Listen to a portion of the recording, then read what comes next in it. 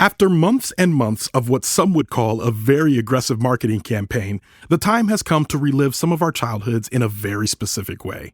This marketing mirrors those commercials that interrupted our Saturday morning cartoon viewing to encourage all of us, but especially little girls, to get their parents to buy them a Barbie. I'm Ronald Young Jr., and I'm leaving the theater.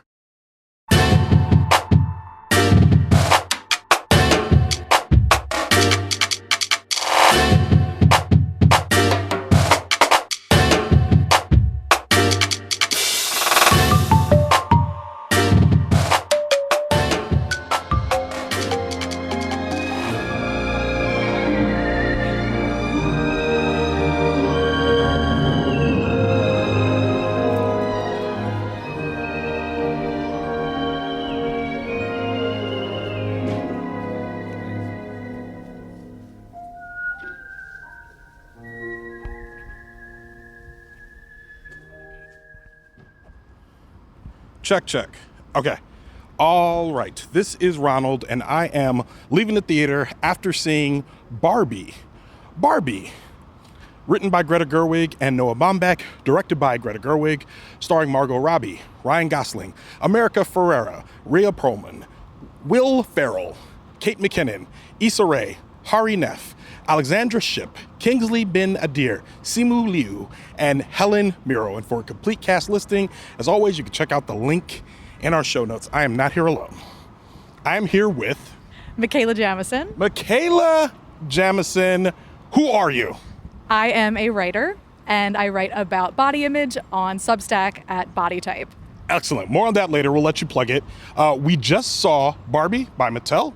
Excellent production. A lot of hoopla, a lot of hype behind it, a lot of marketing going on. It is a movie that tells a story about Barbie going through some sort of scenario in which she has to cross over from the real world from the Barbie world into the real world, and experiences what I would describe as an existential crisis. We won't do too much spoiling, but we're going to talk a lot about the movie. If you don't want to hear anything at all, I'd say wait. This review actually is coming out a week after Oppenheimer due to editing circumstances. So there's going to be a lot of people, hopefully, that have seen the movie by now. If not, go ahead and wait. But we're going to talk about it a little bit, but we won't get too spoilery. With all that being said, Mikala, what did you think of the movie? I feel like I'm just like drifting on a pink cloud right now. I am so delighted. That's truly the only way to put it. Yes. Walking out of the theater. Yeah, I agree. I think this movie was fantastic. I enjoyed it from beginning, the middle, and the end. I think that I'm not speaking in hyperbole when I think this movie should be around during award season. I think that costume design and set design obviously should be on the table. I think there's some acting choices in here. I think there's some directing choices in here. And I think there's Best Picture in here. I'm sitting here watching it and I'm like, I know they like to come out with a lot of heavy stuff at the end of the year, but this was a fun summer movie that did a lot of work. What do you think? Wow, Best Picture, pulling out the big gun. I mean, I don't disagree. I mean, going back to the set design and the costumes, that was the first thing that I think really pulled me in, was the detail with recreating some of the toys, some of the looks. I mean, they did their homework 100%. I said to you during the show, I remember that. I remember like the fold out ambulance. Wild. Yeah, completely. Like, I forgot that I even played with those things, and then they're represented on the screen. So that right away, like, they had me. Yeah, I think the merch aspect from beginning to end, the team at Mattel, the team at Warner Brothers really knew what they had. And I think, and I'm not sure who the executive was on this, but they really let them toe the line a lot, or if not cross the line, when it comes to, corporate structure versus like the everyman. What did you think about like the idea that Mattel was the big bad guy in this movie, like corporations, patriarchy? Well, we'll get into patriarchy separately, but what did you think about the idea that like Mattel is kind of poking fun at themselves in this? Yeah, I feel like everybody in the movie's really in on the joke. Yeah. And I think you have to be with something like this because it's so easy to go after. You're going to go after capitalism. You're going to go after the toy company. You're going to go after Barbie as a concept. Like, you cannot do this movie if you are not in that joke and willing to poke fun at yourself. Yeah. Dude, I had my colleague, Linda Holmes, talks about I don't know if you watch Black Mirror, but there's an episode in which Netflix makes fun of itself by calling itself Streamberry. And Linda pointed out, and I thought this was important, and this came up while I'm watching the movie, does Netflix get to be in on those jokes when they're also the ones that are doing the oppressing and the creating of AI and all that? And it made me wonder if there was somebody at Mattel that was like, I mean, we don't care. We know we're going to sell a lot of Barbie anyway. You can say whatever you want about us. Do you think that they're actually a progressive company now? They're like, nah, we want to take down the structures too. Like, where did you land on that? Oh, that's interesting. Yeah, the Black Mirror thing. Yeah, I'm remembering that now. I mean, I think two things can be true. Yeah. I think that this movie can really have a message and say something and be an incredible creative pursuit. I also think this movie does not exist without all the marketing we've seen behind it. Like you said, Mattel knows, all right, we can be down, we can be good with the joke, but also like we don't care what happens because we know we're going to make that money. Yeah. So I don't think you can pal around with them too hard for like being in on the joke. Like good for them for being in on it, but like it's still Mattel. Yeah. They're still making millions of dollars on this. And they kind of point to that. They allude to that towards at the end of the movie when they suggest a new Barbie, and one of them says it's a terrible idea. And before we get it out, somebody else says we're going to make millions, and they're like, yeah, we'll do it, whatever, exactly. Because they don't ever actually turn the camera towards the fact that the entire executive board is all men, or that and they're making up all of this stuff about women, led by a very funny Will Ferrell, which. In a return to Will Ferrell form, it was great to see him in that. But like they don't talk about that. But there is a lot of discussion about patriarchy in this movie. How did you feel about that? Whew, I mean, that's a big one. And I'm not going to get too spoilery, but they really thread the needle perfectly on this, I think, without going. I don't feel like I'm bashed over the head with anything. Yeah. We're touching on the stuff in that regard that we need to touch on. Yeah. But I think it's done, I can't describe it any way other than elegantly. Mm-hmm. Like they give you the laughs, they give you the message. Yeah. The performances, I think, take it to a place where it's more moving than it deserves to be. I think just with the Ken and Barbie performance with Margot Robbie and Ryan Gosling, there's something about it where it just doesn't feel clunky in that way with the patriarchy thing and a lot of the other like heavy stuff that they touch on.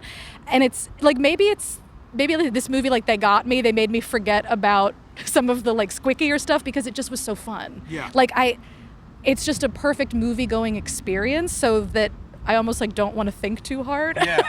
Which is almost like what Barbie keeps being told throughout the movie, but I'm just like, I don't know, slam dunk, so fun. I agree. I think when you talk about threading the needle, I think it's hard to overstate how perfectly they do that because they made me feel and think while I was laughing and having a good time. It was very much like, I'm thinking about, there's a movie called Pleasantville that came out, which I think this has elements of Pleasantville, of course, elements of the Lego movie. I don't know if you've seen that.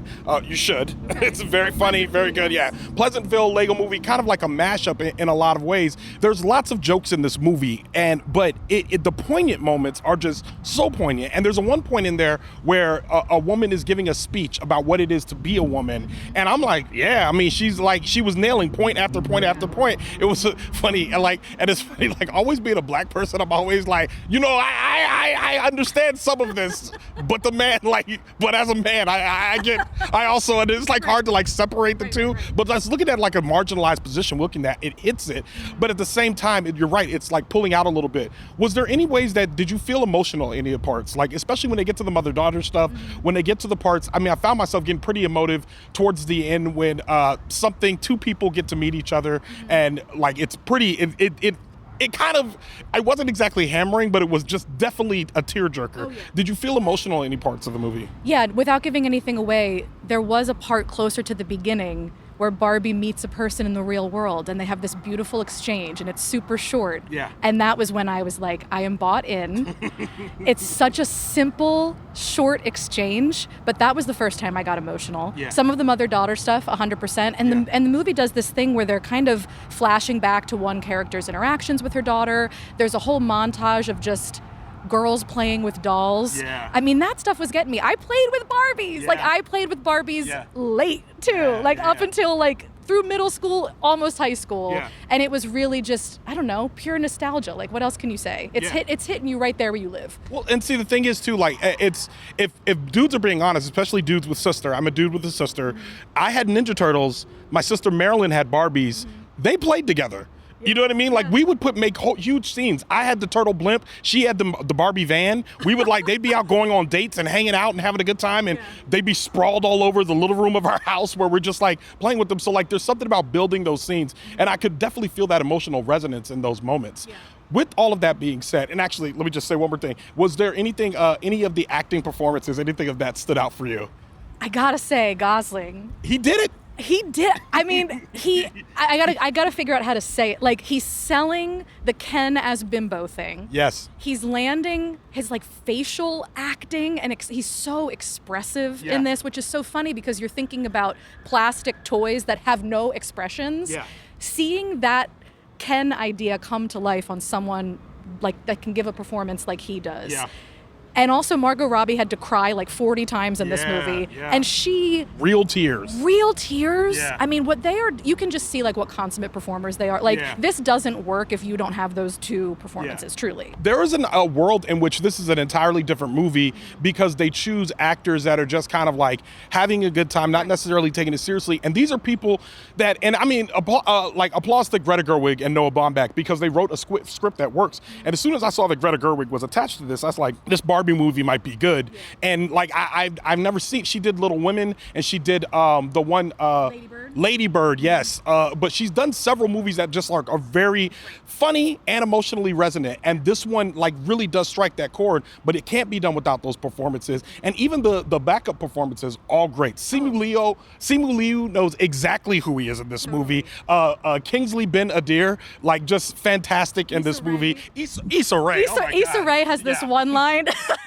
If you are listening to this, you know what it is. Yes. She just, it's Issa Rae has entered. Towards the end of the movie? Yeah, towards the end. I mean, there's so many things, maybe it's a frustrating listen to just be we're not going to say it, but it's so great. But really, that's if you've seen it, you know what we're talking about. Yeah, this movie just really delivers on, they've built up such momentum to get people excited for this movie. Yeah. And I think that 1 million people are going to go, and everyone's going to be talking about these little beats because they're really memorable when they hit. So I think in that regard, they completely succeed. Absolutely. Okay, so with all of that being said, we have a 5-star rating system here at Leaving the Theater. We have 1, I hated it. 5, I loved it. It was perfect. 5 is perfect. 3 means that you would see it again. So that should give you some explanation on what 4 and 2 is. Okay. We use decimals here too. Not a problem here. You can do whatever you like.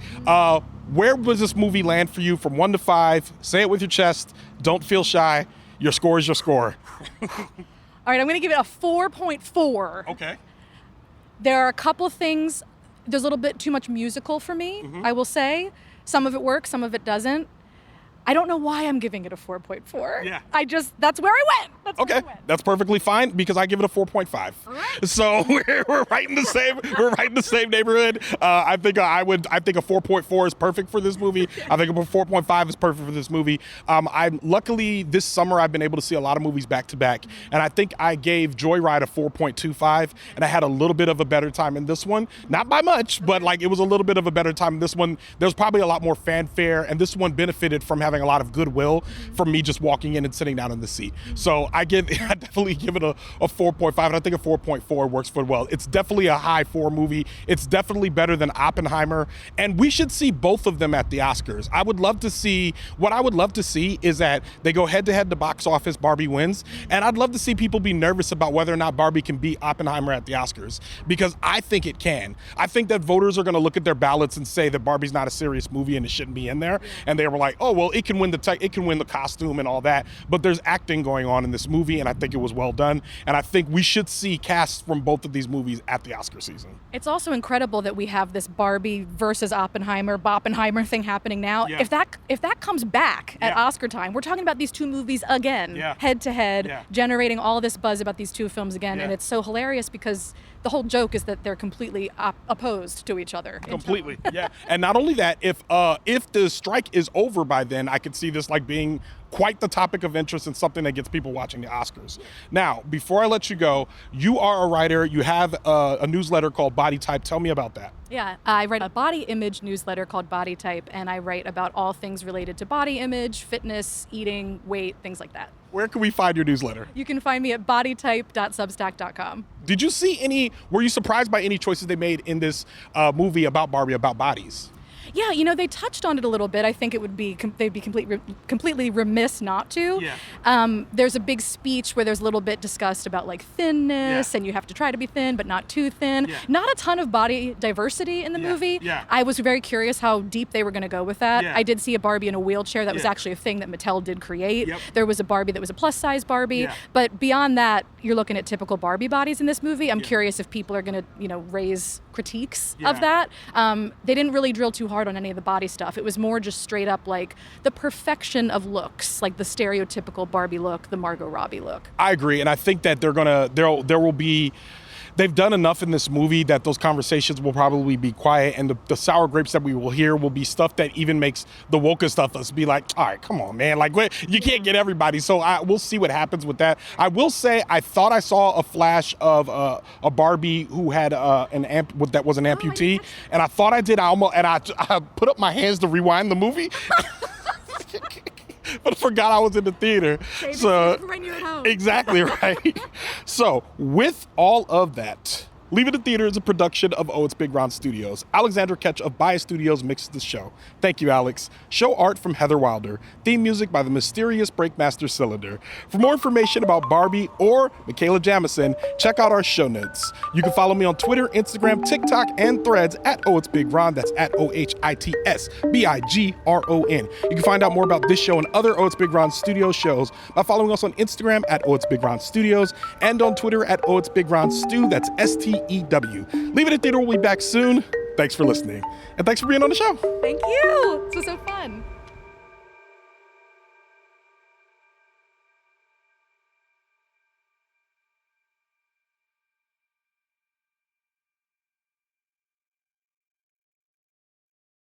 A body image newsletter called Body Type, and I write about all things related to body image, fitness, eating, weight, things like that. Oh, that's it? I thought you were going to go deeper. I'm sorry. I thought you just wanted me to give an intro. Yeah, you can just talk go as long as you want. Okay. It's your plug. Wait, where can we? Leaving the Theater is a production. With that, Lord Jesus. With that.